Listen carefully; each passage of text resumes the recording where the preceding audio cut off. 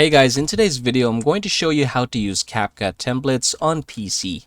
As you can see, I am here on my website right now, and the way we're going to do it is we're just have to go ahead and sign up for free, or if you have your own account, you can go ahead and sign in right away. So in my case, I'm just going to go ahead and sign up here real quick. Alright, now that I'm here, I'm just going to go ahead and hover over here on the left side corner. Alright, there you go. You should see the templates button here. You can just go ahead and click this one. And from this point forward, you can just go ahead and choose any templates here that you think you want to use.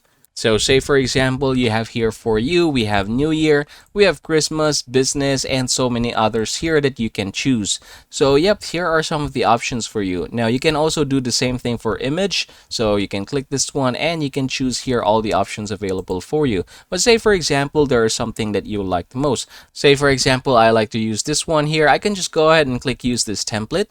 And the editor should open just like so. Now from this point forward, you're just going to go ahead and replace here. So for example, you have here all the pictures that are necessary to be replaced. You can just go ahead and click this one here and replace it with what is yours. And you can do the same thing for all the other options available here. Now if you want to add something on your project, you can just go ahead and click this project here and click the upload button. Now here you can upload different photos or videos from your PC, from Google Drive, Dropbox, or basically extract your own audio from here.